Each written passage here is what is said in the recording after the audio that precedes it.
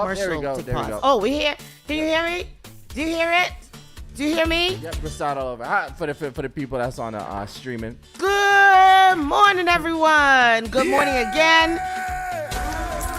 Thank you all for hanging out with us. Thank you all for coming in and chilling with us this morning. We had some technical difficulties yesterday and some miscommunication things going on and some under the weatherization, as I said earlier.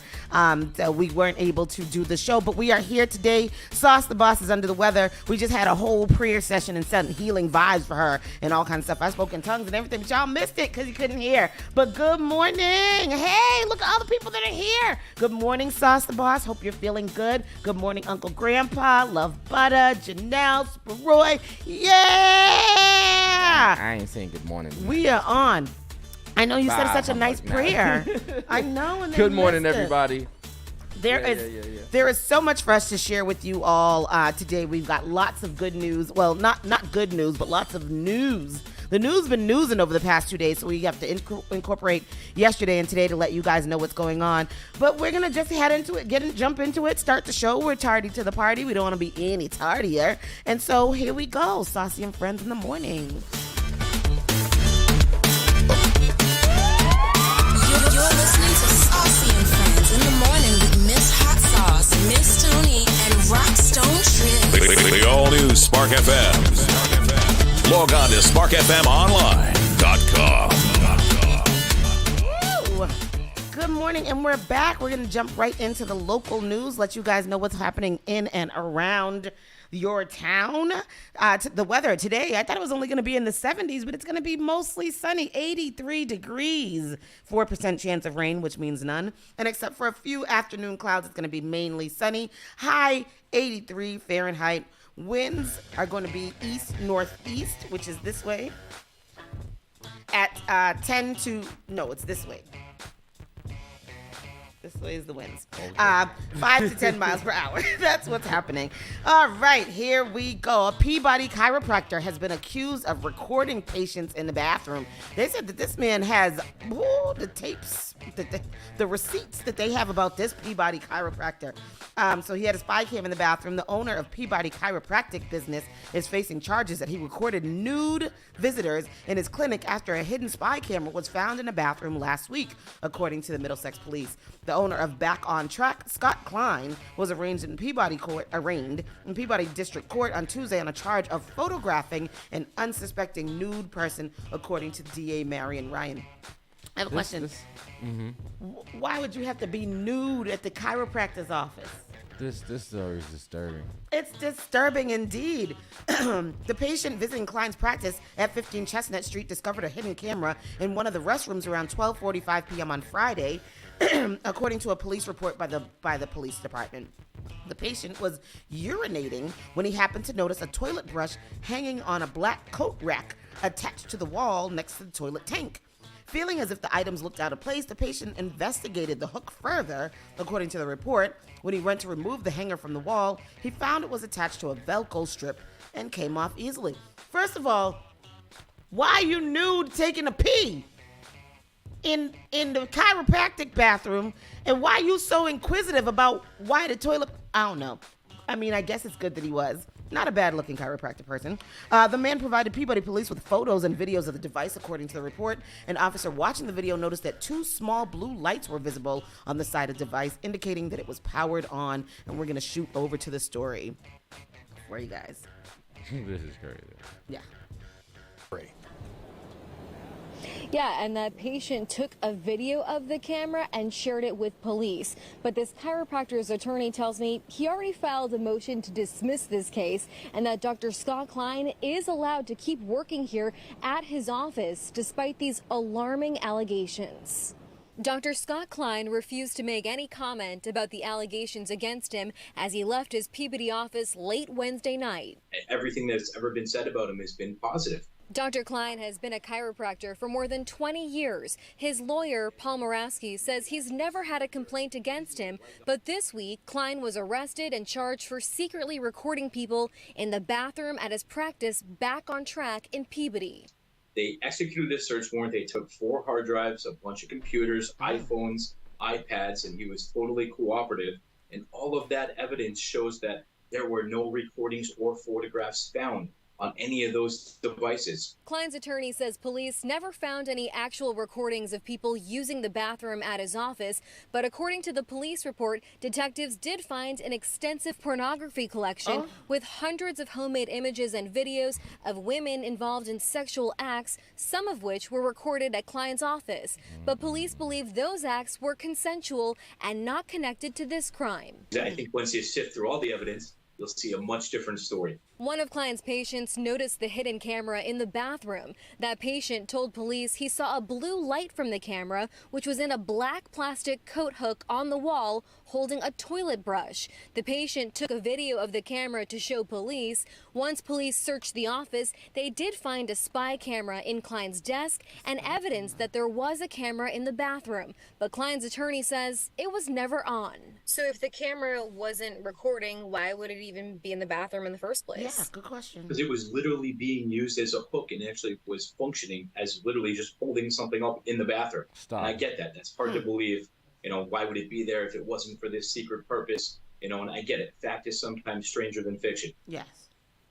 Yes, I agree. The Middlesex County DA is investigating this case and says if you happen to be a patient here or believe you are a victim of this crime, you should call the Peabody Police Department. Klein is due back in court at the end of August. Live in Peabody, I'm Lisa Pappas. What do y'all think of that? Y'all think he was just an innocent freak that was in there using his office? That man knew what he was doing, man. Well, put his mic Which on. one? Channel 2. I don't know if I'm on. Yep, I hear you. Yep. Okay. Why? I just don't get why would you use even. What? Use the camera as a like, hanger. Why? Like, get a hanger. Right. Get a hook. Right. Get a nail. Exactly. Get anything else. You don't need to hang it up. Yeah, and they said that the blue lights were on, indicating that it was on. So it just seems like, I don't know. He seemed like he was just a super freak and getting his freak on in his office all the time. I'm still confused about why this man was completely naked to urinate in the bathroom. That's crazy to me. Why would you? I don't understand that. The last time I've ever seen that happen, I was in like elementary school. In elementary school, it was weird. There would be a couple of kids that would take their whole pants off. No, I know. So I know of a few people who get completely naked every time they have to poop. Like they get. Like take their clothes completely off, which is just weird. I don't know. It's just the weirdest thing to me. But I definitely know of a few people that do that, and so it's just like, yeah, I don't understand. But I don't know. I think the guy probably was taking a poop, and he decided to say that he was just. Nah, I think he knew what he was doing. I don't know why that had to be a part of the story. So anyhow, that's just crazy. Now this story here, this story that hits very close to home, right down the street.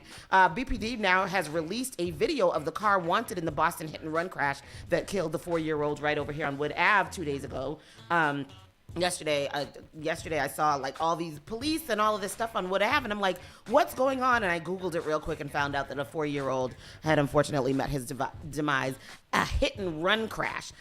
So police have released a video and photos of the car wanted in connection with the hit and run crash that claimed the life of a 4-year-old boy in Boston's Hyde Park on Tuesday night. On Wednesday night, investigators shared a video that showed a dark gray subcompact hatchback traveling on Wood Ave in the direction of Cummins Highway. Police say the video was taken before the deadly crash. Officers responding to a report of a child struck by a vehicle in the area of 165 Wood Ave around 9:30 p.m. found a child with serious injuries.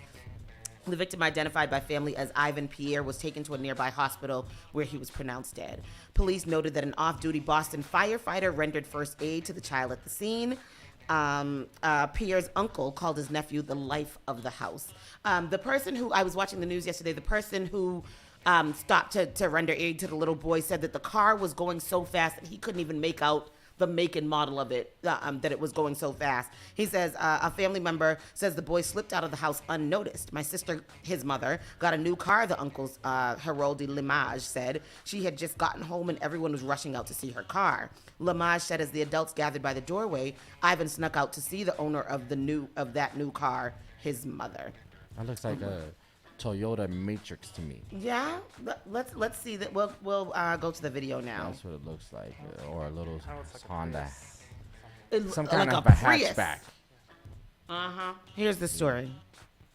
His family says the little boy was greeting his mom after she got home from work when he was hit. Now, Ivan's family is overwhelmed with grief. Boston 25 News reporter Katie Brace is live in Hyde Park with a closer look at that surveillance video.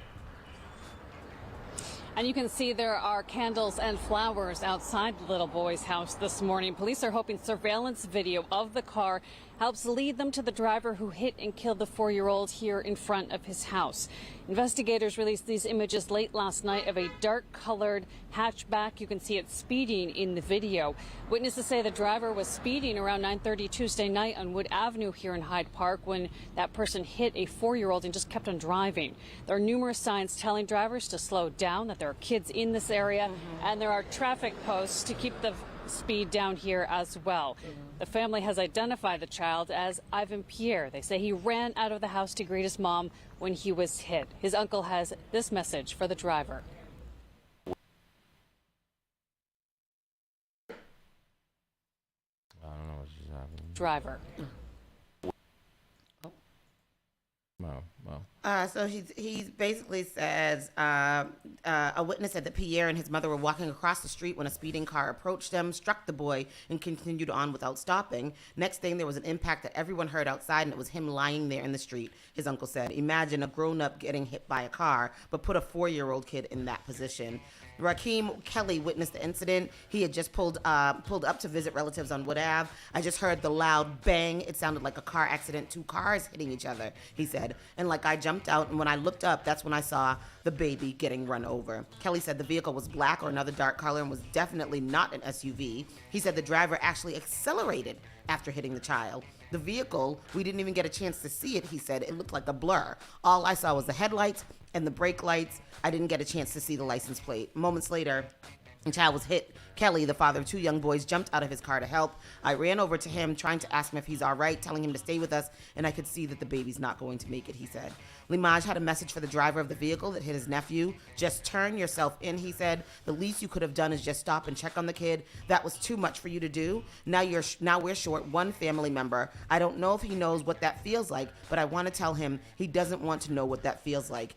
Anyone with surveillance video in the area of whatever, anyone who may have witnessed a crash is asked to call Boston Police Homicide Detectives with information. I think that it's awful that the child passed, but the fact that this person hit this child, ran, and knows at this point what you did, and still, is just how do you live with yourself? This is crazy. A 4-year-old, anybody. And along Wood Ave, they have all these big red signs that says, drive like your child lives here, which is just like so extra sad. I remember last year when they first put up all of those poles and things, I came in here and I was like, what is going on Wood Ave with all the poles and stuff that they put in there? But I have seen people fly out and driving really, really fast over there. I've almost gotten into several accidents on Wood Ave, making my way here to the station in the morning. So anybody with information, if you know anything, please. It's unfortunate. A lot of people have passed on that last year. Well, there's always a lot of car accidents on there, and they really have made it so that it's harder for people to speed down there. Yeah. So the fact that people are still speeding now. Yeah, a lot of the neighbors that I was seeing on the news, a lot of the neighbors are now calling for speed bumps to be put along Wood Ave. And at this point, I think that that's just, a really good thing that should happen. Sauce says, that's horrible, disgusting individual. They said they heard the impact, they heard the car rev faster. Oh, wow. And Pastor Troy says he actually knows the family. That's his former co-worker, and he remembers when she was pregnant with the little boy. That's just so sad. It's just awful. Janet says adding those collapsible poles doesn't work, and they should add boulders over there. Janet, we can't drive over the boulders. I don't know. But definitely those, what do they call, sleeping policemen, the speed bumps, that would be really, really good.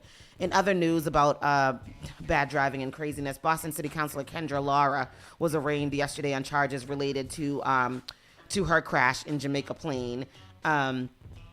City Councilor Boston Kendra Lara was released on personal recognizance Wednesday after being arraigned on charges in connection with a crash in Jamaica Plain that left her son injured. The police report released last week stated that Lara was driving at least 53 miles per hour in a 25 mile per hour zone on Center Street on Friday when she crashed through a fence and into a home.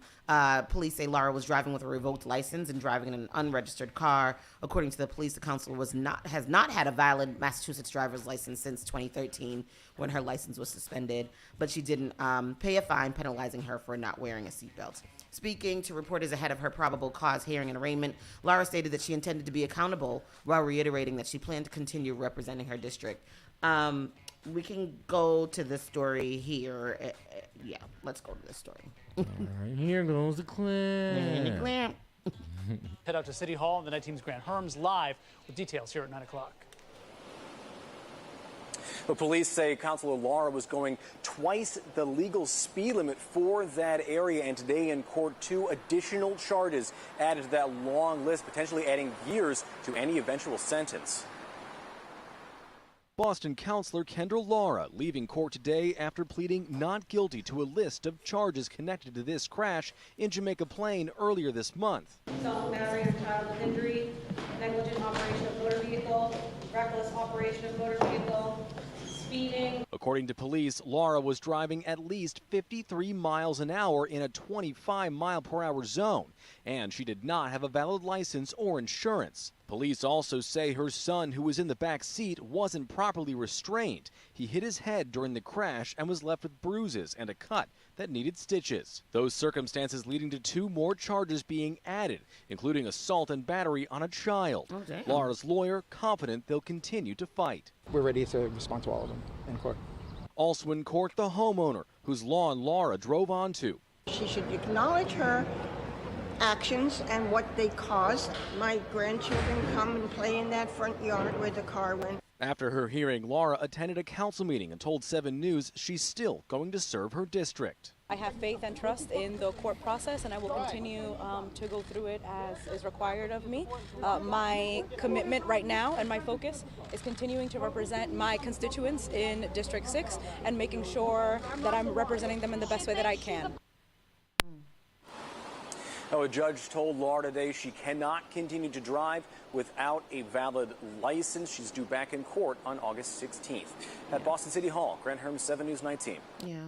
She made a statement that said, I want to say that there are often circumstances that prevent good people from checking off all of their boxes, and that sometimes manifests itself as things like unpaid fines. I know that as an elected official, I have to hold myself to a higher standard, and I intend to do that. And I also know that because of the situation that I find myself in today, I understand intimately the challenges that my constituents are struggling with. I plan to really engage with this process, and I have full faith and trust that the court is going to handle this with integrity, and I intend to continue representing the people of District 6.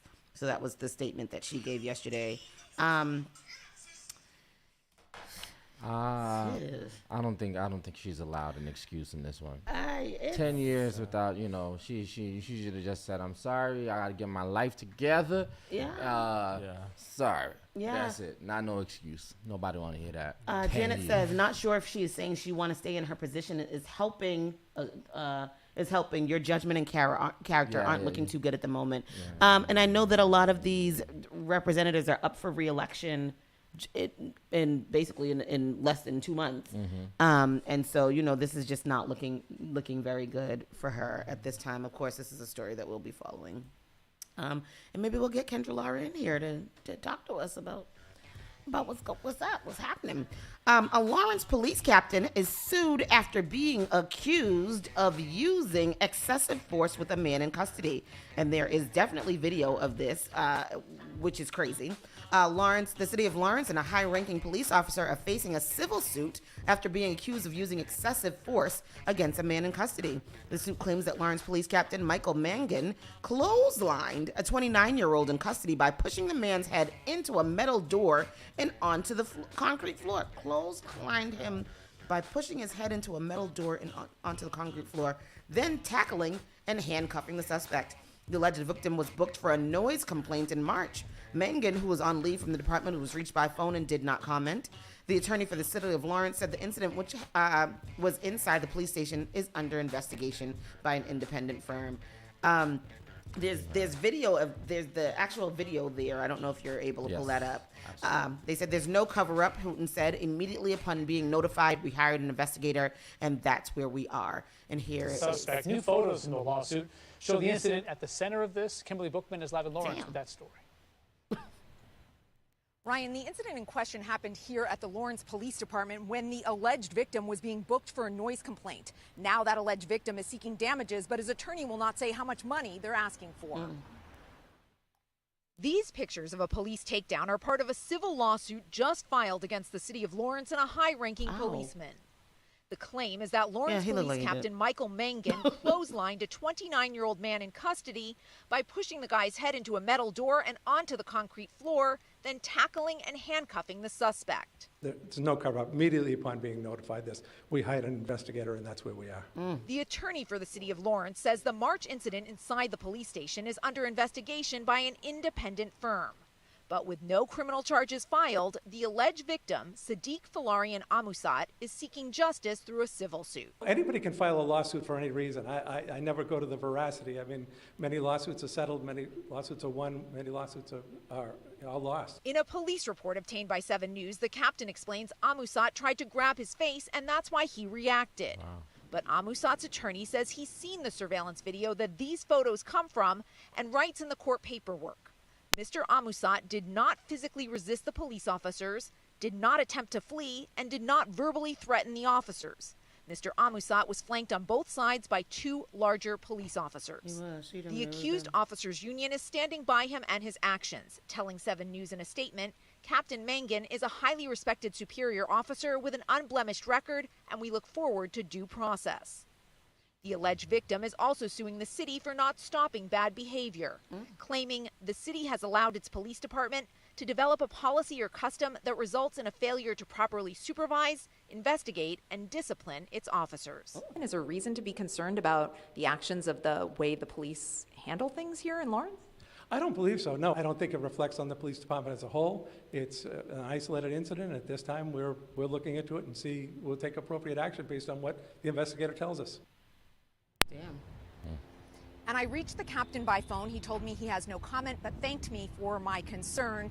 He is currently on leave from the department. Reporting live from Lawrence. Oh, I wonder what's he on leave for. Yeah, probably pending the investigation, right? Yeah. But that does look excessive, doesn't it? And who took the pictures? That wasn't pictures. That was a video. They just took. Oh, they took stills from the video. Mm-hmm. Yeah, man, and whoever that man's lawyer is, he's got a good lawyer. Sound like, huh? Yeah. That lawyer's expecting to win that case and get some money, because that's crazy.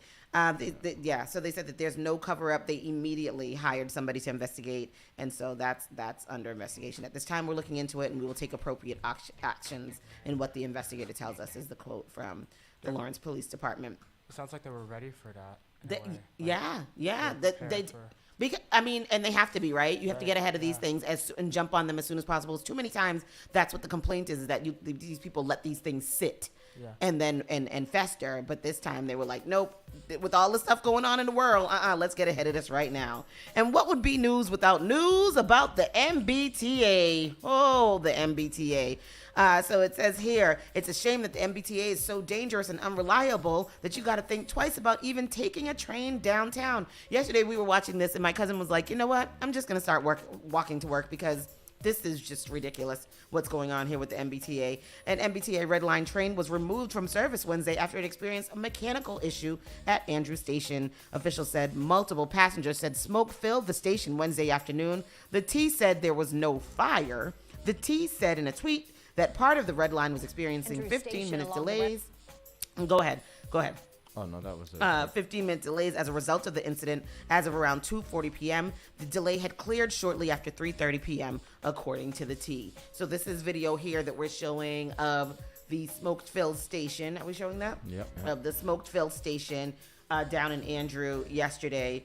What is going on? I don't know. They got to get it together, T. They got to get it together. They have to shut it all down. Yeah, start from new. Start it all up again. I think. Restart it. Control alt delete or something like that with the T, because it's just every day we're getting news about. Absolutely.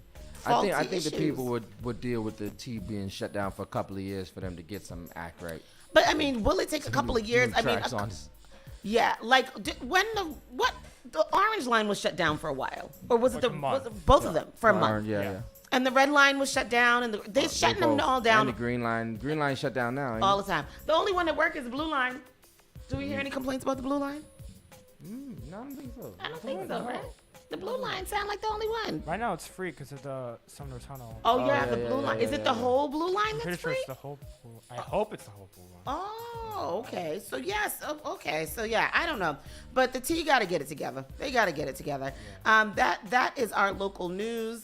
For now, that's the local news. We're going to take a pause for the cause, come back. We're going to have your national entertainment. I am aware of the time. I think we're doing good, though. We're doing good. We're doing good. So we're going to take a pause for the cause, come back, and get into Carly Smollett. Y'all sip some tea and eat some donuts. Tell a friend. Tune in to Saucy and Friends. And send us some donuts. Oh, that would be nice. I would like a donut. We need a Cash App. Sauce, while you're at home, can we get a Cash App for the show? Maybe, and then maybe we need an Instagram too. Oh, we do. But we need a Cash App so they could send us. Oh no, you know what? On Grubhub you could gift people. Oh. You could gift people breakfast and stuff. Well, gift us some breakfast. We need y'all to start. We like a breakfast. Breakfast. All right, we'll be right back.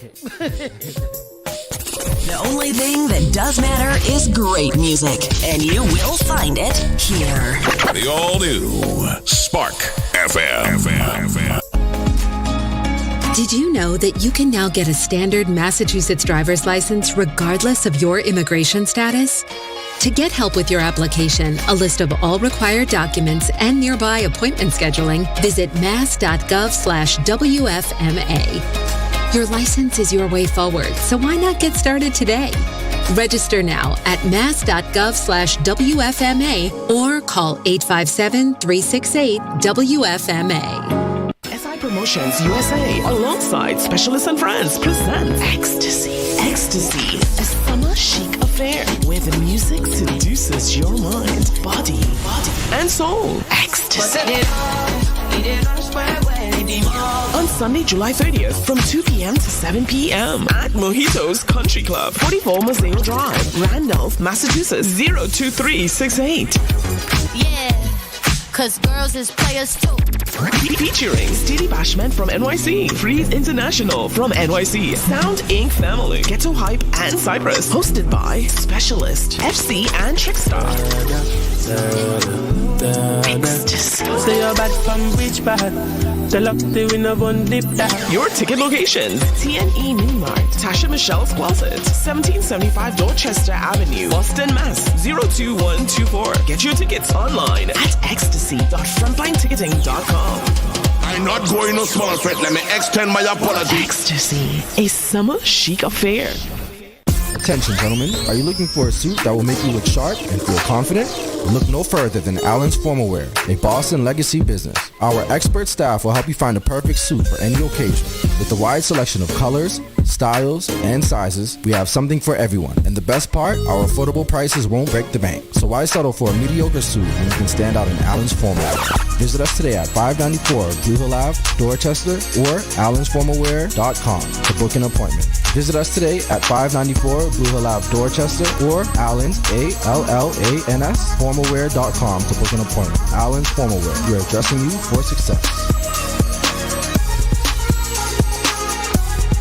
Hey yo, Spark FM Online and Lifted Smoking Goods present the ultimate rubber-dub, dancehall, reggae bashment. I don't know what's going down on Saturday, July 29. And we're taking it back to the basement at the Mid-East Club, 480 Moss Avenue, Cambridge. Ladies, it's a night for Mesh Marinas, Fishnets, and Pum Pum Shot. I don't know, soundtrack provided by an all-female lineup. We're talking about DJ Slick Vic, DJ Lady Lee, DJ Light 2.0, and DJ Shasha. So you know the thing now go normal. I don't know, admission at $25. Get your tickets online at ticketweb.com. Doors open from 9 p.m. until 1 a.m. So watch it, man. Just forward out for a great night of reggae vibes. Done the right way. Flex. Spark FM. Medication. Your medication makes me high. Igniting the airwaves. Spark FM. She like the way that I move. She like the way that I rock. She like the way that I woo. And she let it clap for it. Join us on Facebook and Instagram at sparkfmonline.com. Turn us up. She like man, we ride. Big ride. Spark FM. Woo! And we is back. Were the mics on the whole time? Oh no, we weren't saying anything though. we didn't say not one thing to each other during that commercial. I was over here working. That's crazy. That we ourselves. I know. Where were we? Jeez, that's so crazy. So now we're gonna get into the national news, and I know y'all are ready for this. I'm looking forward to the comment section, and I'm gonna make you hold on. I'll make you sweat a little bit for that. New York City agrees to pay $13 million to 2020. Racial injustice protesters in a historic class action suit. Now, this is very, very, very interesting. It says that New York City has agreed to pay more than $13 million to settle a civil rights lawsuit brought on behalf of roughly 1,300 people who were all by police during racial injustice demonstrations that swept through the city during the summer of 2020. And if approved by a judge, the settlement, which was filed in Manhattan federal court Wednesday, would be among the most expensive payouts ever awarded to a lawsuit over mass arrests. Wow. The lawsuit focused on 18 of the many protests that erupted in New York City in the week following the killing of George Floyd by a police officer in Minneapolis. With certain exceptions, people arrested or subjected to force by NYPD officers at those events will be eligible for $9,950 in compensation, according to attorneys from the plaintiffs. We wasn't in New York. How you know I wasn't in New York? I know this is I was out there. I was in the. We was in that protesters. I was in it. We was in there. Listen, I could do with a cool $10,000 real quick. $10,000 a person. $10,000 each person. I know. How we could prove we was out there? Well, you would have to have been arrested. Oh. You would have to have been arrested or subjected to force. Oh, so not now. I was subjected to force by the police. $13 million. How many people got arrested? 1,300. 1,300 Yeah, people. so about $10,000 okay. each person. I see. $13 million. $9,950. Wow. It says the agreement, one of the several stemming from the 2020 Black Lives Matter protests around, allows the city to avoid a trial that could both be expensive and politically fraught. It comes as many other cities across the U.S. are negotiating their own settlements with protesters who spilled into streets to decry racist police brutality after Floyd's death, a period of unrest that saw 10,000 people arrested in the span of a few days. Attorneys for the National Lawyers Guild would... How the hell is New York arresting? Where they put all those people? They was just arresting them or harassing them. But they had to book them. Well, I don't know. Did they have to book them? If you get arrested, you got to get booked. That means they take you to the station. They handcuff that. You get handcuffed. You get taken to the station. You get fingerprinted. They take your picture and they put you inside the cell. Then you got to wait for the bondsman to come.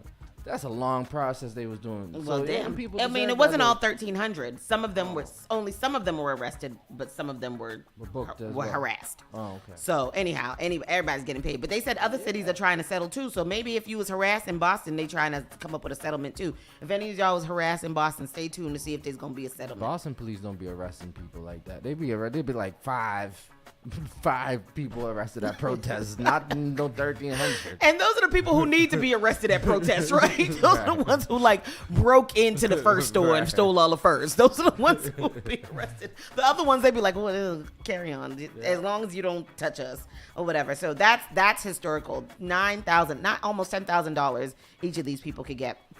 What else is going on in the news? Tornadoes damaged Pfizer plant in North Carolina. So that we know that there's been lots of crazy weather happening all over the U.S. And it says a tornado damages Pfizer plant in North Carolina as scorching heat and floods sock other parts of the U.S. A tornado has heavily damaged a major Pfizer pharmaceutical plant in North Carolina, the latest in a string of extreme weather events plaguing the U.S. Torrential rains flooded communities in Kentucky, while an area from California to South Florida endured more blistering heat on Wednesday. We're having a little bit of a heat wave right now too. I mean, it's not too hot, but it's definitely, we're in the 80s. Next week is supposed to be much hotter. Much hotter. Y'all know when I get on there, y'all know you're talking to the nerd right here, the climate change. Tell us what's happening. The climate change nerd.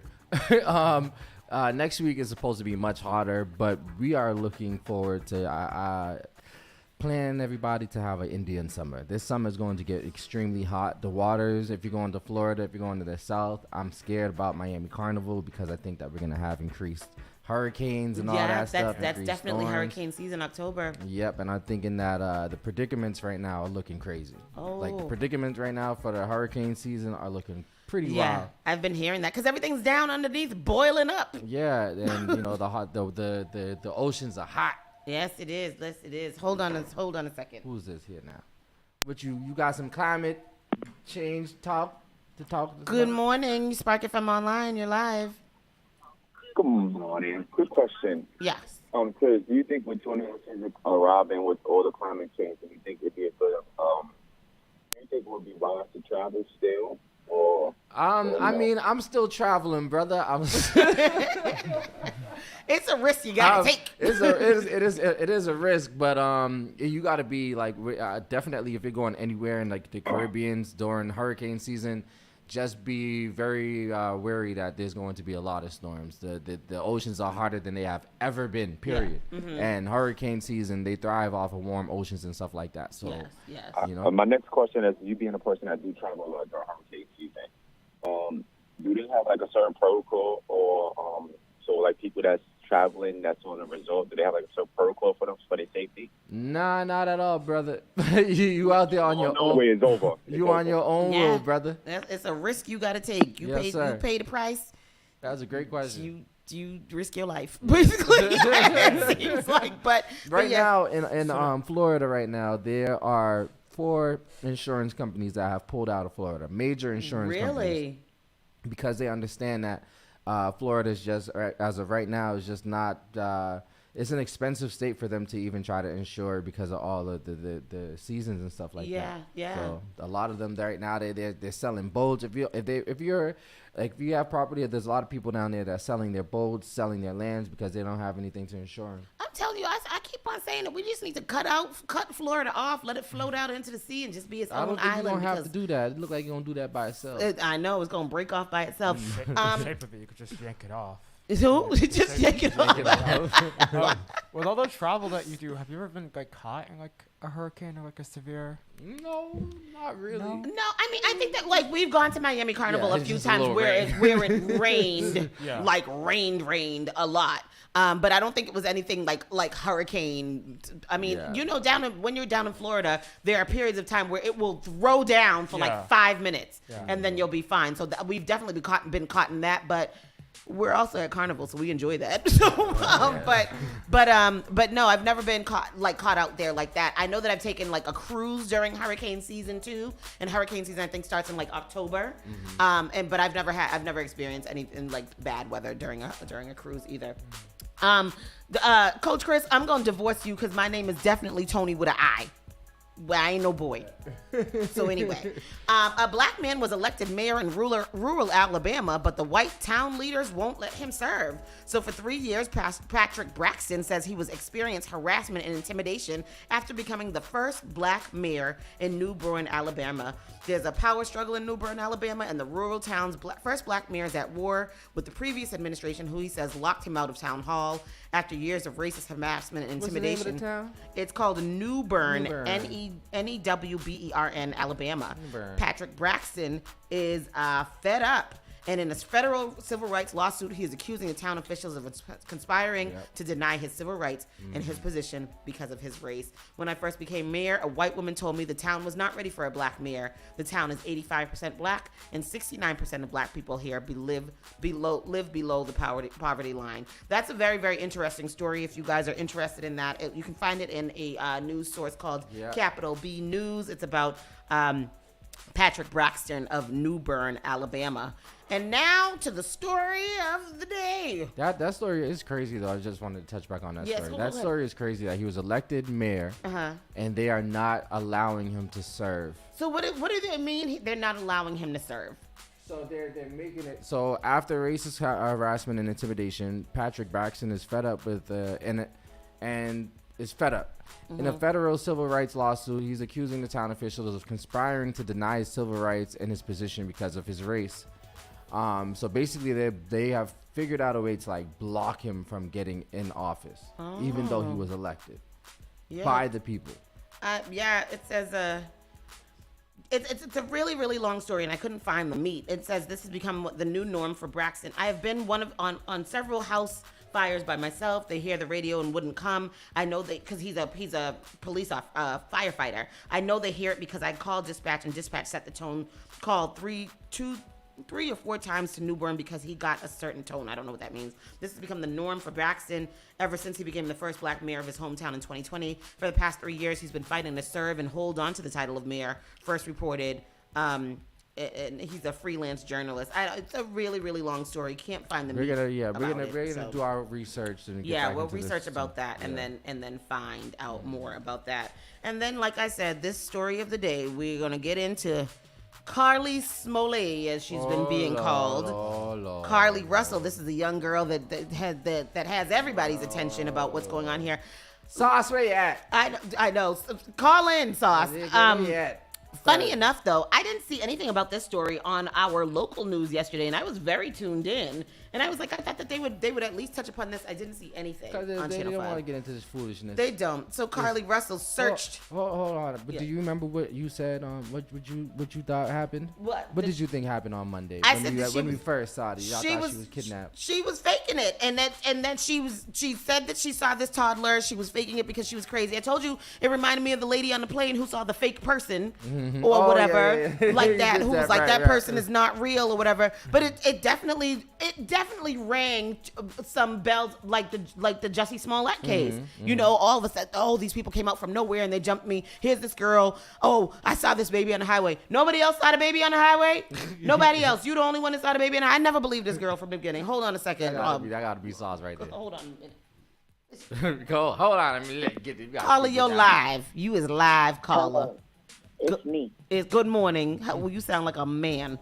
You sound like a sick man. So just hold on. Let me just get into it. So Carly Russell searched the movie Taken and Amber Alerts before her disappearance. Now, Sauce especially, Russell called to report a toddler on the interstate before she disappeared. Now, Sauce especially, this touches home for you because you're always like, why are these people so stupid in searching these things on their phones where they know that it's going to be checked out? So this is what your girl Carly did. Now, Sauce, tell us about your girl. So, first of all, I feel really, really bad because Carly had me out here on the People's Radio Station. Defending the girl. Yes. Defending her rights. I Defending believe black women her. And I believe her, and I wasn't going to give up on her. And then after all this came out, this is why I've written about 62 statuses on it. Because I am offended, and I am upset. And as the story unravels, I am getting more angry. Yeah. So this girl, there's many rumors out there about what could happen. But one of the facts is that I'm starting to reveal at this point is that she's a goddamn liar. Yeah. And that's a problem. Yeah. And I don't think that it should take, I want to land here, I don't think it should take away from our empathy for black women and children and men that are actually missing. Exactly. But I do think that this kind of taints, what racism already has marked for us. Yeah. And I think that at this point, the only way that she's going to be able to kind of live a life is if she stands up in front and holds herself accountable. Yeah. And if she can't do that, that means that she is mentally ill and that she needs to be committed. And nobody in their right mind or have any type of sense in them would do this. This is disgusting. And I don't think that it's... Go ahead. Go ahead. Her parents, too. Like, her parents have to be really embarrassed about this, too. They've been all on national news talking about she was struggling for her life and da-da-da-da-da, and they just wanted their child to get some rest and all of this. I think that they really believed her. I think they believed her as much as you did, Sauce. I think that they had to believe her. Yeah. I think her parents are actually complicit and complacent because when you saw the video, the original video of them, her mother, there were little smirks and smiles that were coming out. Like, she knew, like, honestly, I think that her mother, she might have that pathological lying thing going on inside the genes somewhere, because if her mother, for them to have that expression on their face, like, they knew something wasn't right with that story from jump. If you guys go back and watch the initial press conference. At this point, at this point, when that day after she was found or whatever, I think She, that they not found. had She just to- she just came back home. The day after she walked back home. Yes. Like she happened to walk back home from being abducted. Yep. Did you guys, I'm not sure if you're going to get into this, but the actual story that she gave them about being abducted and going into a semi truck and then running away. And it was a then redhead eating man. her Cheetos. Redhead man with redhead bald bald man spot. Yep. Eating her Cheetos and all kind of stuff.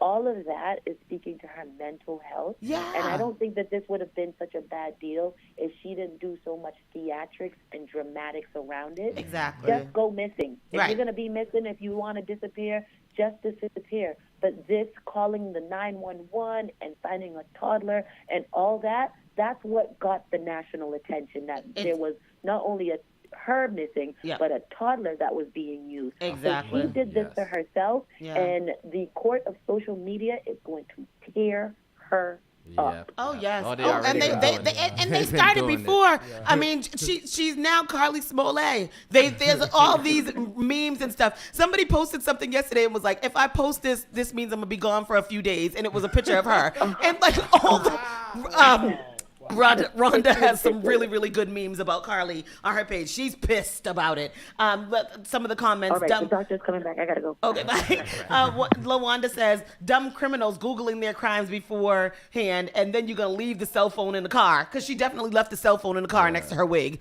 Like, she just not smart at all. Hold on a second. We'll take another caller. Caller, you're live, sparkfmonline.com.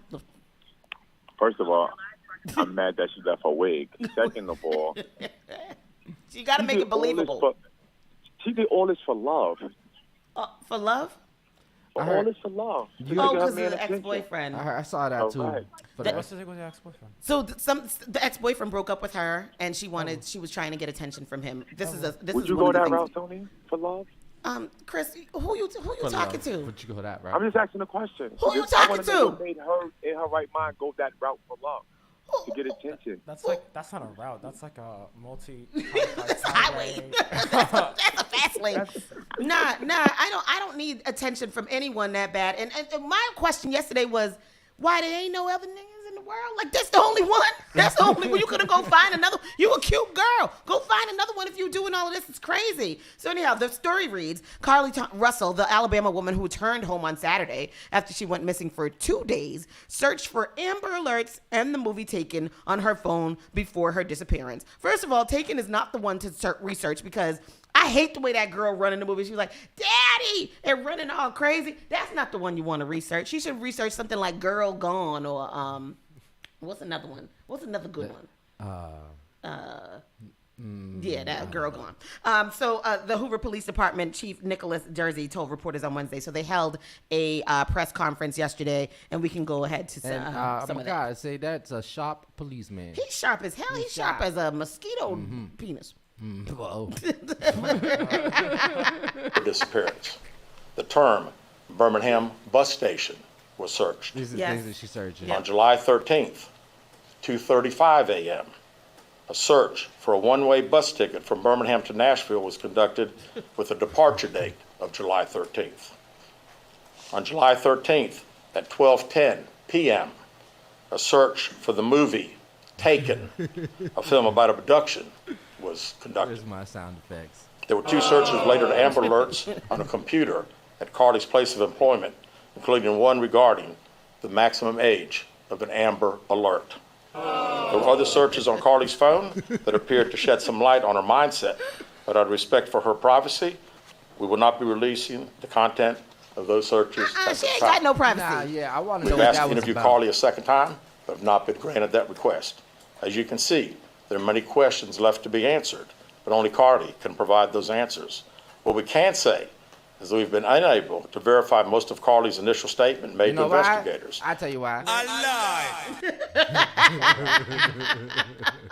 The police officer said, I find it very, very strange. Russell told police that she was taken by a male and a female when she stopped to check on a toddler that she reported on the highway. She stated that when she got out of her vehicle to check on the child, a man came out of the trees and mumbled that he was checking on the baby. She claimed that the man then picked her up and she screamed. Asked if investigators saw a man abduct Russell in the surveillance video of the interstate, Jersey said they did not. from what we can tell, we don't see anybody on the interstate other than her car and then someone getting out of her driver's side, he said. We have sent that off to the FBI for enhancement.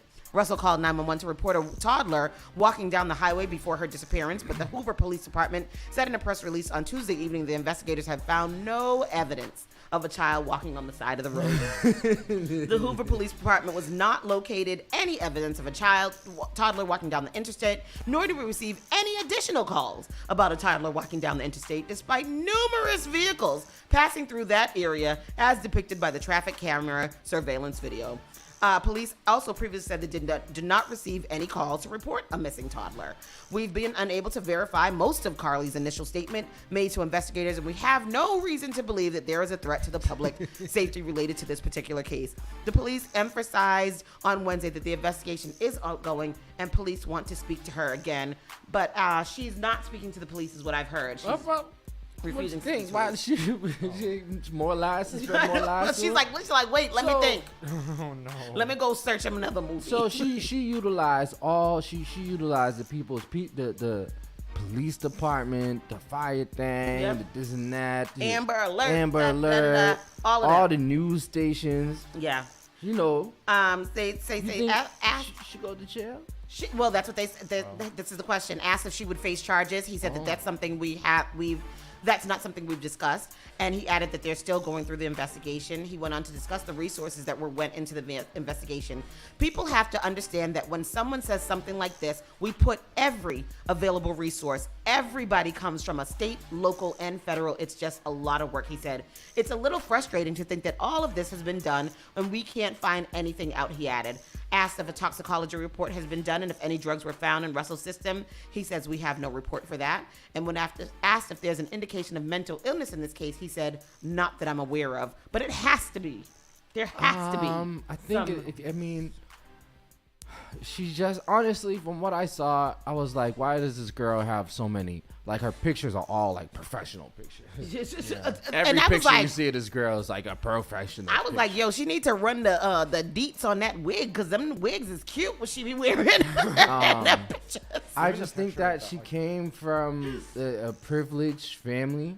Yeah. And she was one of those girls that she probably got into a relationship with something.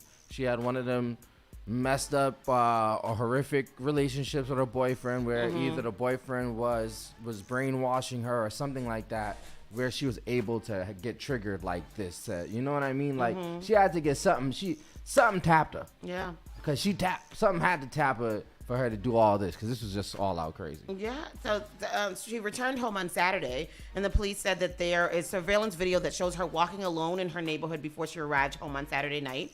Medics were dispatched to her residence on Saturday after she returned home to aid an unresponsive but breathing person, as described in the 911 call. But police said that the first responders found Russell conscious and speaking when she arrived, and she was transported to a local hospital where she was treated and released. Of course, we know the story is that she left she had called a family member and then kind of disappeared, but the line was left open. She did a lot. She said she that did the most. She talked to a kid that wasn't there. She called the police, called the family member. Like, yeah.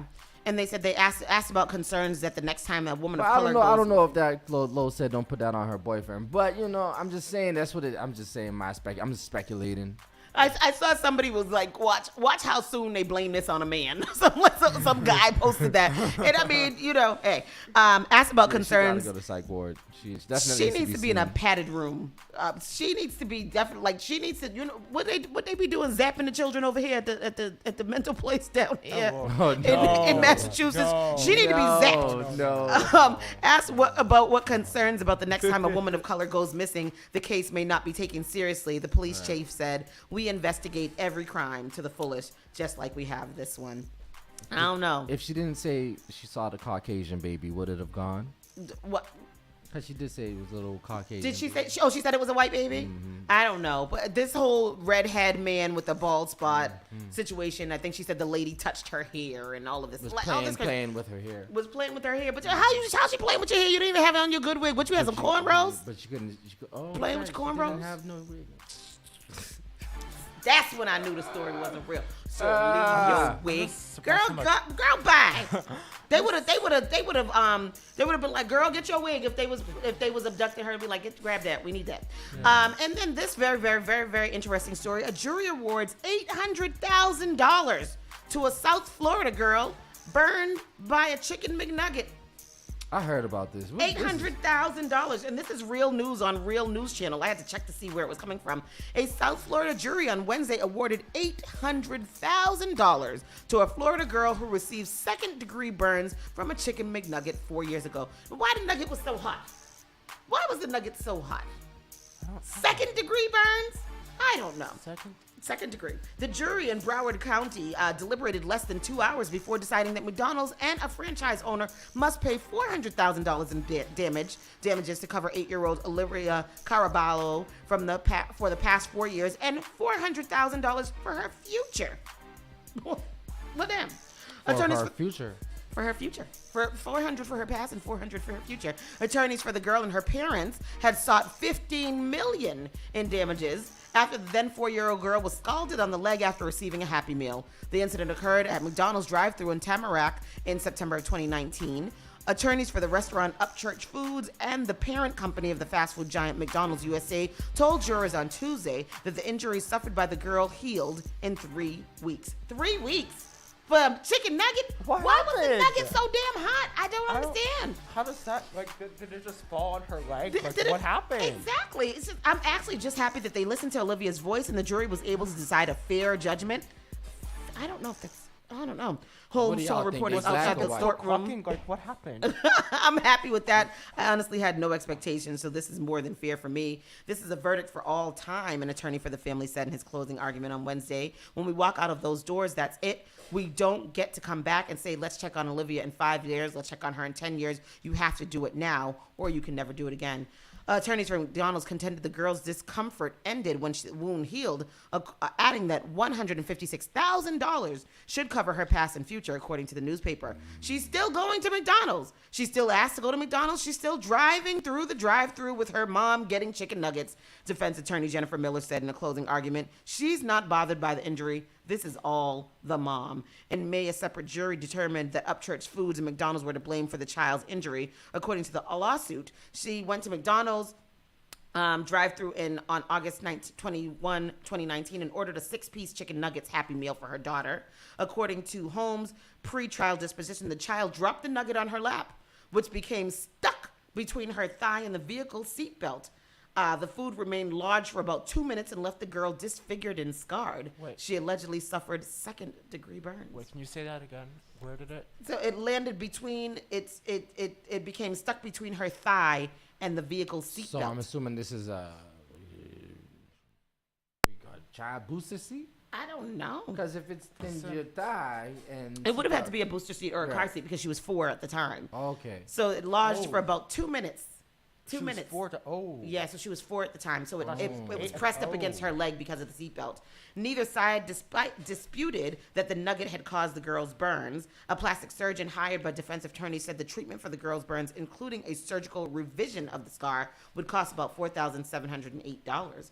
Lawyers from McDonald's declined to comment about the verdict. The company's representative who appeared in court also declined comment. They really burned her. Show it to us. Do you have a picture of the burn? Mm-hmm. Okay. We going to pull up the video of this burn because I need to see the burn where the baby had too. There you go. Oh, wow. Oh. Why was the nugget so hot? That's crazy. Took that fresh off and threw it right inside the thing. But how could she even pick it up? Well, when she picked it up, she dropped it because it was so hot, and then it dropped on her leg. Yeah. Damn. $800,000. Mm-hmm. Go ahead, girl. $800,000. They got it. Well, I guess they do. They got it. Quick pause. Be right back with our entertainment news. We got some things to talk about in the entertainment news.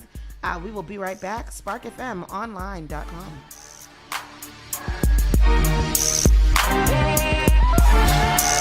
You're listening to Saucy and Friends in the morning with Miss Hot Sauce, Miss Tony, and Rockstone Triz. Turn it on. Turn it up. This is SparkFMOnline.com.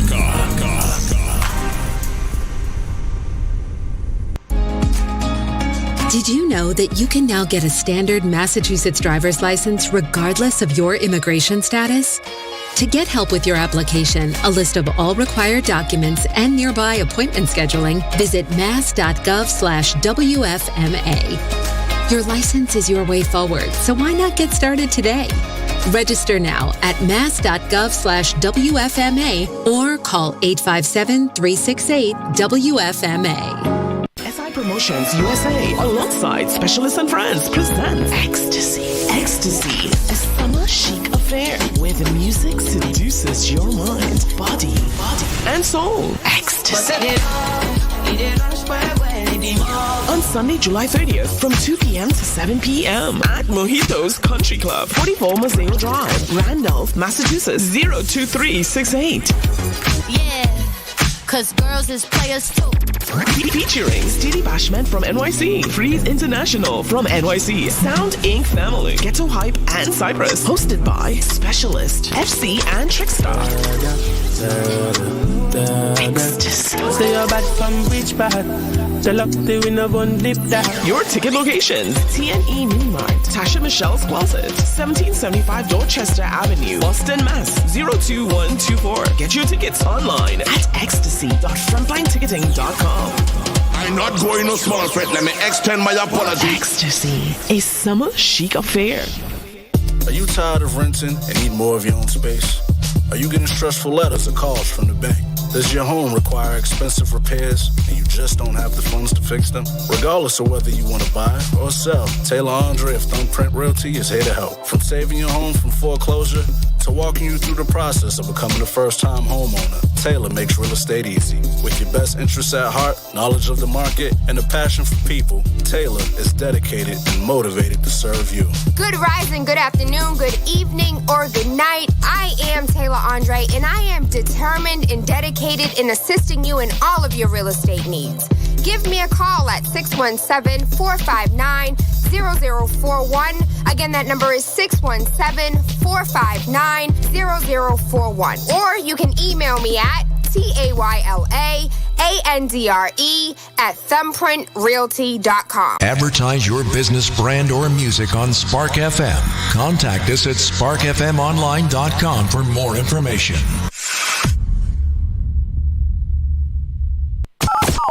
The all-new Spark FM. You're the baddest one. Spark FM.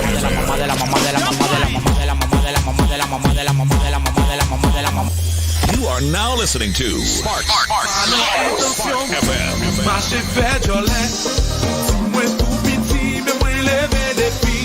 Spark FM.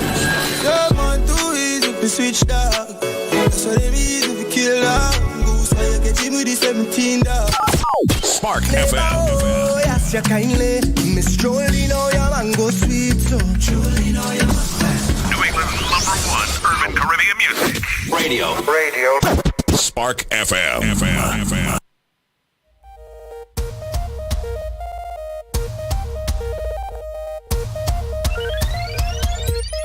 You're listening to Saucy and Friends in the morning with Miss Hot Sauce, Miss Tony, and Rockstone Triz. And we are back. We are back with your entertainment news. I'm laughing. I was on a Facebook tangent yesterday. I was posting so much foolishness yesterday. It was so crazy. But I'd say yesterday, I said, there used to be a time when you could find a good little Haitian man to boost your ego. But these days, little Haitian men want you to be sweet to them and want you to call them chérie. What happened? The times have changed. Wow. I'm mad about it. I can't. Wow. The Haitians ain't Haitian in the way they used to. Haitian men used to be lovers. They ain't like that no more. I'm sad about it. Damn. It's true. Damn. To It's bring true. the chivalry back, I do. I don't know about what you're saying, but I know that I know that men, y'all need to step y'all chivalry back, man. I got some brothers, man, who do not know nothing about being a gentleman. Say the words. They don't know nothing about holding a door open Say for the a words. woman, nothing. Y'all like Say the words. You know, Sauce and I discovered that where you can find chivalry is with the little drunk men. We on Saturday had to come and break down the tent down here in High Park, and there was a group of about 4 little drunk men that were sitting in the square where we were breaking down the tent. They were so helpful. Oh, they gonna figure it out. Oh, they helped too damn much. Sauce was aggravated with the amount of help that they was giving us, but they was chivalrous as F. I even got a kiss on the hand from one of them. Oh, we're gonna figure this out. Hold it now. Let me see. Hold it now. Wait a minute. Hold on. If she would just let me take it down so I could fold it. One of them got stuck in the 40 tent. ounce for me real quick. One of them got stuck in the tent. We had to peel him out of the tent. It was just like, okay, you're helping too damn much. But they were chivalrous AF, and so we can't shout out to them. They were the best. Miss Tony going straight to McDonald's after the show. I don't want none of them old hot nuggets. What is nuggets made out of anyway?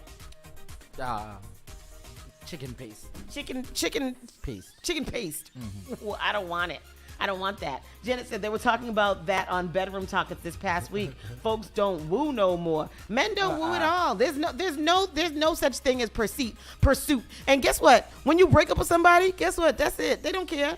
They break up with you. I saw a meme the other day. It was like, yo, breakups is wild. I just nutted in you last night and now we don't even speak. Wow. It's true, though. It's true. Anyway, entertainment news. Here we go. Rapper G Herbo agrees to plead guilty to widespread fraud scheme. G Herbo, what's his song? He's a drill singer from Chicago. Yes, he is. He's a Chicago rapper. That's exactly what it says here, Triz. You're right. You win the prize. The Chicago rapper has been accused of using stolen identities to fund private jets, a trip to a villa in Jamaica, and designer puppies. Now, what is this? This doesn't sound like something that someone who has money should be doing. That's crazy. Oh, and it's here in Springfield, Massachusetts. He's agreed to plead guilty to wire fraud and lying to federal agents after being indicted by a federal grand jury in Springfield, Massachusetts in 2020. G Herbo, born Herbert Wright,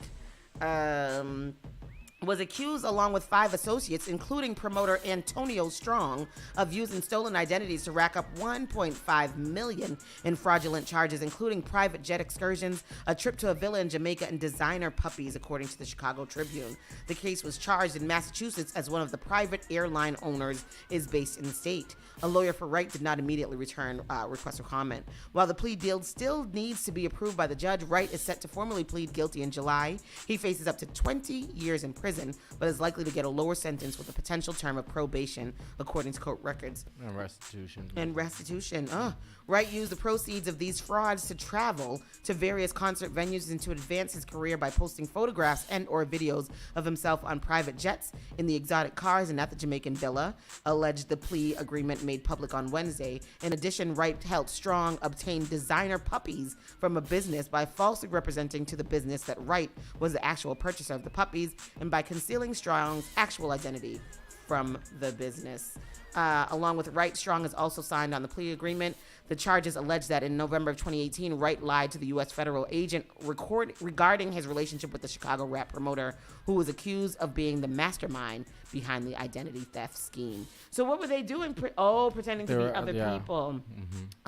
Wright claimed that, to have provided Strong money or to have received anything of value from the promoter, per the Tribune. However, the charges allege that since at least 2016, Strong had given Wright exotic car rentals, private jet charters, and other valuable goods. Phone conversations and text and Instagram messages also revealed that the pair were frequently in direct contact per charges. Wright will pay $140,000 in restitution to a number of alleged victims, including $10,458 to Woof Woof Puppies in Michigan, according to the plea agreement terms.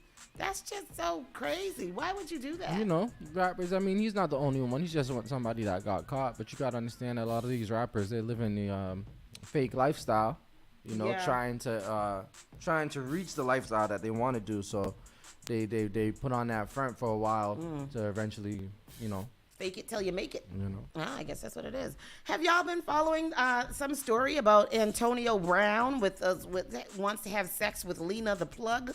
What is that? Who is them people? Who's that? I don't know. So have y'all been following the story? Adam and his wife have been together for 7 years. Right after their wedding, Adam paid porn star Jason Love $10,000 to have sex with his wife. Oh, this is okay. This is Adam 22's wife. Okay, to have sex with his wife. Adam 22 is who? Adam 22 is he's he's a YouTuber called No Jumper. Okay. Hip hop YouTuber. So they say that the porn star was only charging him $4,000, but Adam insisted on giving him more money. Jason went on a press tour talking about how great the sex was, and now Antonio Brown says that he's up next. Meanwhile, celebrities that Adam deals with are calling him and his wife weird. And I mean, is it weird or are they just swingers? So she's a porn star. She's a porn star. Mm-hmm. Okay, so she says Antonio Brown is horny as hell and doesn't care. Who knows? The controversial ex-NFL star just expressed his desire to have sex with Lena the Plug, publicly asking her husband, Adam 22, for permission. You gonna play something? No? But I don't know if we could play it, but let's see. Okay. So yeah, a lot of people have been talking about this online because she's a big porn star. She usually, I'm not sure if all her scenes are with Adam. I don't know. I don't watch the. Is he a porn star?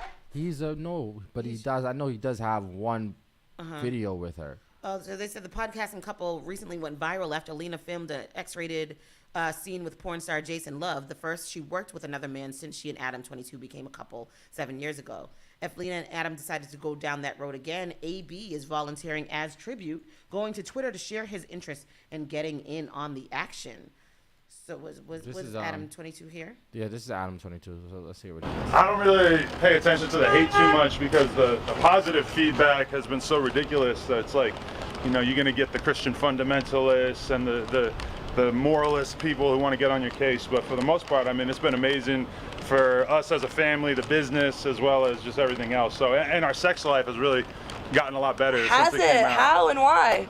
Well, we've been spending some time, watching the new tape and So you watched it? Oh yeah, a few times. Yeah. We'll just kind of put it up on the big screen and just be getting it in bed. She likes me watching it. I like seeing her have a good time on camera. It's very. So you recommend it to other people? Yeah, but you should definitely do it with a trained professional like Jason Love. Yeah. Yeah. Why did you finally feel comfortable enough to let her have sex on camera with another guy? I mean, we got married, and I've seen her get pleasure from so many different women on camera. All right. Oh wow. All right.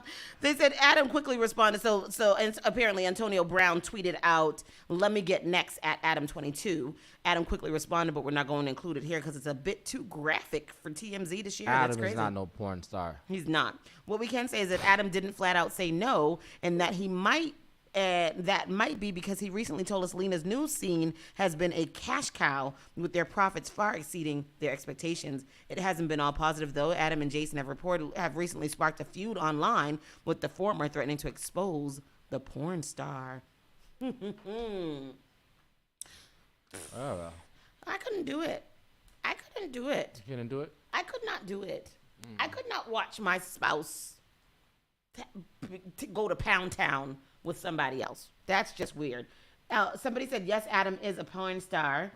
And a neck tattoo, never mind, this checks out, somebody says. Why is this surprising? Aren't they porn stars? They're supposed to have sex on camera. I don't know. I don't know about that. I couldn't do it. Couldn't do it. Boozy fans sneak to his home and attempt to cook for him. This is what is this now? Do you think Lil Boozy cussed him out? Boozy Badaz fan drives onto the rapper's property in a strange attempt to cook for him. And we can watch that here. There's a video that is there. Boozy Badass fan drove onto the rapper's property this week in a strange attempt to cook for him on Wednesday. A woman who goes by iShack BFF on TikTok posted a video of herself pulling up to Boozy's mansion to try and cook for him, which can be seen below. I risked it all, the Boozy fan captioned the strange video clip. I'm just going to try to cook for you, Boozy. Where's the video? The video, I don't know, it says it's below. Scroll. I think I have it. You have it? That's crazy. Let's What would you see do the if video. somebody pulled up to your house? I mean, that's a risk. That's a big risk that you're taking. It's really, really strange. In the video, the fan drove to the front of Boozy's home after seeing the gate of the Baton Rouge, Louisiana property open. The fan's desire to chef up something for Boozy got shut down after two male residents told the fan and her passenger they must leave. Before being motioned to get off the property, the passenger apologized and defended their actions. According to unknown writer, they both misinterpreted a hand gesture by one of the men, despite being told that it's not that type of time. It's not that type of time by one of the identified residents. The fan still took it as a win. We did it, the fan stated at the end of the video. Do you have the video? No video. There's no video. That's crazy, though. Why would you do that? That's so dangerous. I feel like. Yeah. In the wake of Boozie's fans' strange attempt to cook for him, some TikTok users expressed how wild it was for her to drive onto his property unannounced, which can be seen below. Fans getting out of hand. Dude really just went through his gate on his property. Facepalm, somebody said. Another person said, why do you think that they were entitled to just pull up to that man's house? I don't know. That's just really, really crazy. So it's here. It is here. It says it's here. I'm looking right here. Watch. Yeah. Oh, okay. So, no. Oh, well, that's just weird then. That's just weird. But anyways, yeah, I think that's really dangerous, and that was just not smart of that person to do at all. They did search a home in connection to the Tupac's murder the other day. Did you hear about that? Tupac Shakur murder, search warrant, search warrant of Las Vegas home has been linked to the rumored uncle. What does this say? Tupac Shakur murder search warrant of Las Vegas home linked to uncle of the rumored killer. The home was raided by Las Vegas police after they gained a search warrant. Is said to be connected to Keith D, who previously said his nephew had murdered the rapper. So Las Vegas police raided a home in Las Vegas area this week in connection to the unsolved murder of Tupac Shakur. The rapper was gunned down following a boxing match on September 7th. Tupac, who was just 25 years old, and his bodyguards were reportedly involved in a fight with a man, Orlando Anderson, around 8:30 p.m. on the night of the shooting. From there, he was supposed to head to Club 662 after the fight with Mike Tyson. He was shot in the car in Sin City as a white Cadillac sedan pulled up on the passenger side of his car and rapidly fired into the vehicle. Tupac was shot 4 times and taken to the hospital where he was put on life support. Sadly, he died 7 days later from internal bleeding, with the official cause of death later being recorded as respiratory failure and cardiopulmonary arrest associated with gunshot wounds. Almost 26 years later, and the authorities could be a step closer to solving the mystery identity of the killer. On Monday, police told the Mirror LVMPD can confirm a search warrant was served in Henderson, Nevada on July 17, 2023 as part of the ongoing Tupac Shakur homicide investigation. We will have no further comment at this time. And it's now been reported that the property involved was connected to Keith D. It said Keith D. Keith D. And who was he? Keith D is he was a rapper from LA. Okay. It said that the home belongs to the wife of Keefe, who has previously said he was in the car with a man who shot and killed the late rapper. He is also claimed to be the uncle of the late Orlando Anderson, who has been previously suspected of the killing. There's a report that the woman did not own the home where Tupac murder weapon was found back in 1998. Despite speculation, Tupac recently had a Walk of Fame star laid in his honor on Hollywood Boulevard. He became the 2,758th person to get a star on Hollywood Boulevard, and his proud sister was overcome with emotion as she delivered a speech to the crowd at the event last month, excuse me. So now they're still investigating this, and so do they not believe that Orlando Anderson is the one that killed him? I think at this point, most people believe that he's the one that did it. Okay. Is he in jail serving time, or is he dead? I think Orlando's dead at this point. He's dead. I'm pretty sure Orlando Anderson is dead. Okay, so we're getting closer to solving who killed Tupac. Our producer is so funny. She says Teriyaki 69 has found him. He died in May 29th, 1998. I think he was killed. He was killed as well. I think so. Oh, he was a Crip.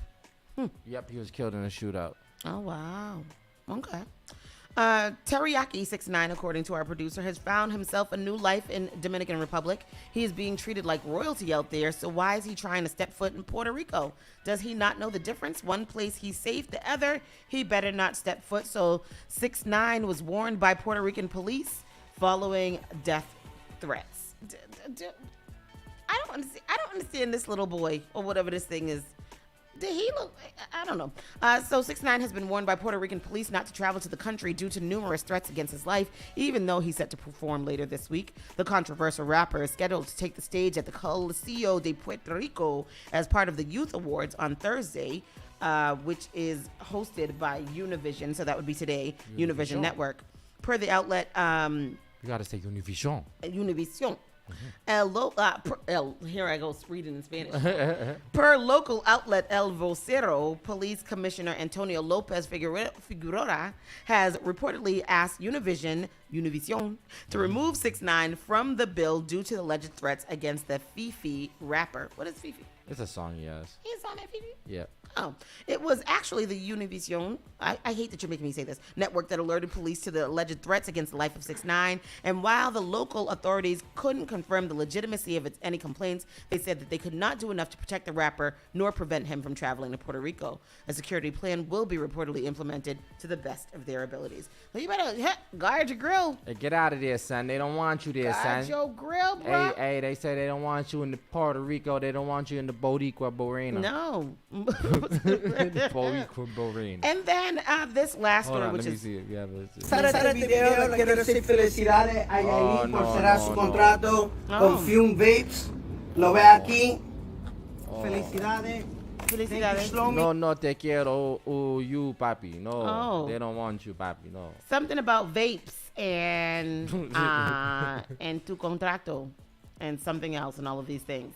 So that's weird. No, Chris, you can go there. Yes. We can't. You 6ix9ine can go there. can't go there. 6ix9ine cannot go there. 6ix9ine. What? He needs to go. He needs to go find Jesus and redo his self and come back as a different individual because he's really got a bad life. His life can't be good. He should go get those tattoos removed, change his name to Brad, and then just go, settle down somewhere. And then this last crazy story about Dwight Howard sending explicit text messages to a guy. You want to have a threesome, read Dwight Howard's alleged explicit text messages with male assault accuser in Lakers star's wild court case. So there was a court case with the guy saying that Dwight Howard was sexually abusing or harassing him. Dwight Howard has been sued by a man for assault and battery after he claimed the ex-Lakers player pressured him into having a threesome with a male dressed as a woman. Oh. There's a website that allegedly has the explicit text messages between the 37-year-old athlete and his accuser. And the text messages read as follows. Wow, Dwight Howard looks weird as hell in that picture. In the lawsuit, exhibits obtained exclusively by Radar Online, Howard's Instagram handle and blue check mark are on display. According to Stephen Harper, the two met on a social media site when the accuser slid into the basketball star's DMs using his secondary Instagram account. In the lawsuit filed with shocking allegations, Harper alleged that Howard responded to his Instagram message by texting him the devil emoji. After allegedly sending Howard his cell phone number, Harper claimed their conversation got spicy. Radar Online has attempted to seek comment on Howard, and he has not yet responded. And the messages say he sent him the devil emoji, and then the guy says, super sexy. Sup sexy. Oh, sup sexy. And Dwight Howard responds, none, you, and he says, just starting my day off, about to shower in a few. And Dwight Howard sends him the little eyes emoji. And the guy says, I got you what you have planned for today. And Dwight says, you and ATL, we play today. And the guy says, yeah, I stay in Atlanta, been doing some modeling here in Chicago. What about you? And word, that's what's up. Good luck, sexy. And then Dwight responds, ATL in Philly. So what's the spicy part? Because he sent the devil emoji in the eyes? Oh, that's spicy. And then he says, I got you, Poppy. So there's all of that. Say, I got you, Poppy. Also, what are you into? You like freaky-ish? One text from Harper read to Howard allegedly responded, yes, I'm into freaky-ish. Now I want you to know I'm not gay or anything. I'm just a little nasty. I don't want to offend you. In the alleged screenshot attached to the lawsuit, Harper replied, yes, and I understand, sexy. We grown. I'm not offended at all. Later that day, Howard allegedly asked Harper, you have some cum shots? When his accuser responded, I don't. I can make you some personal ones, though. He claimed the NBA star wrote back, I just want to see your eggplant emoji. What? Hold on, we got to take a call. Caller, you're live. What you got to say? Hello. Dwight Howard gay? No, he says, I'm not gay. I'm just into some freaky-ish. That's what he said in the text message. With men. He says... That's the problem here. He says, It's yes, not that anything- I'm into freaky-ish, and I want you to know I'm not gay or anything. I'm just a little nasty sometimes. That's what Dwight Howard said. Bisexual or queer, and he should just say that instead of not saying I'm gay, because ain't nothing wrong with being gay. That's Right. a whole gay conversation. Yes, that's that true. conversation is very gay. Yeah. And that's okay for him to be that, but don't deny it because you make it seem like it's not okay. If that's what you want to be, and that's what you want to do, that's what you want to happen, then let it happen, bruh. You're right, because look what Howard allegedly texted him that he was thinking about his meat and later reported telling him, I want it. And when Harper asked when, the baller allegedly coaxed the man into coming to his home. No, because that's that's what this is what the problem is. It's down low-ish that I don't really get down with because I think it's dangerous. Yes. And the fact that man is sitting there calling him sexy all the time, and that has nothing to do with what you like to do in the bedroom. That is like in terms of endearment. Yeah. Yep, he gave him his address, told him that nobody is home except for his son. He said you have to leave before everybody wakes up. And that's what happened according to the text messages presented. And then he included an Uber receipt. Social media. He took an Uber ride to Dwight Howard's home. The receipt showed that he responded that he was on his way. You want to have a threesome. When asked who the threesome would be with, the athlete's alleged response was a dude or a girl, but revealed that they can't come until after 4. The alleged Uber receipt showed that Harper ordered his ride at 1:21 a.m. It's roughly an hour and 40 minutes from the pickup and drop-off addresses listed above. And they have all the receipts. They have all the text messages right here. The bigger problem is that they're leaking it like it's some bad thing. Like, first of all, people need to keep their relationships inside, and you need to know who you're dealing with. And if you can't deal with somebody who's going to keep your little sexcapades on the down low, you shouldn't be talking to them. And it's gross that is what the news is saying and making it seem like he's hiding something. He should have to feel like he's hiding it. Dwayne Howard also is too big and sexy to not want me. So well, they said that. But didn't everybody been nudists? He said when he told him no, that he didn't want to have the threesome with the guy called Kitty, who was actually a woman. This is what it says. The defendant,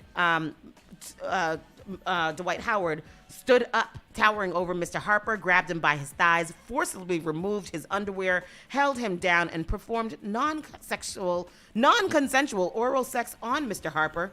That's oral rape. Mr. Harper was in fear of imminent bodily harm when he was pinned down and forced to remain in place while the defendant continually. It sounds like this guy's lying too. To sexually assault him. How do you guys feel about adult oral rape?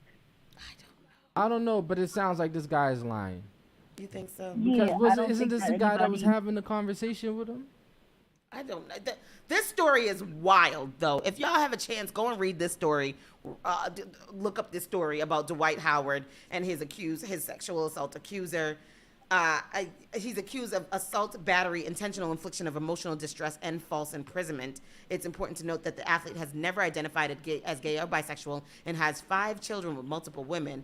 But he says that this guy says that, he says that he performed oral rape on him and then forced him to perform oral sex on him. Oh boy. Yeah. My God! Yes. I mean, it's all bad. It's all bad. Okay. How are you feeling? What did the doctor say? They saying that not a damn thing wrong with me. Oh. All right, Carly. Have a good day. You just need rest. Carly, if you needed a day off, just say that. That's what my dad was like. He said, you need to sit down. Yes, if you needed 2 days off, just say that. You ain't got to make up the story that you sick and you go into the ER and the doctor coming and all kind of stuff. I saw a toddler. Right. You heard her tell her, I got to go. The doctor's coming. Gonna leave the line open so we can hear the doctor. Get out of here. Bye. Peace. Bye. Bye. and then speaking of sauce and her lies, today's discussion, how far are you willing to take a lie? And if you thought you could get away with a huge lie, would you go for it? And what do you consider taking a lie too far? What do you think about that, Triz? We running over time, but we got this. Hold on a second. How far are you willing to take it if you thought you that you would get it with a huge lie? Nah, I wouldn't go that far. Call your live. Spark if I'm online. Oh, is this the radio show? Yeah. Oh, okay. Oh. Yeah, I was calling to comment on what they was talking about. Okay, well, go ahead. You can comment. Or turn your radio down. Turn your radio down in the back. I just thought that whole conversation was just disgusting. Which conversation? For having all those different types of sex. It was a lot of different types of sex, and it was. Yeah, it's was just quite... like, they should keep that in their privacy. They should keep that in their privacy, but then it gets leaked, so it's a lawsuit. So you're right; it should be private. It should be between them. But the guy is saying that he's assaulted, and I guess that's why it's being made public. But absolutely, I agree with you. Yeah, because it's just craziness going on. Yeah, it is. Mm-hmm. It is. Thank you for calling. And it is nasty. Who's listening? Where you're calling from? Dorchester. And what's your name? Yeah. All right. Thank you for calling, boss. Thank you for calling. Yeah, man. Yeah, that's weird. But again, so in relation to the story that we just read, in relation to Saucy Smollett, and all of these things, how far are you willing to take a lie? And if you thought you could get away with a huge lie, would you do it? And what would you consider taking things too far?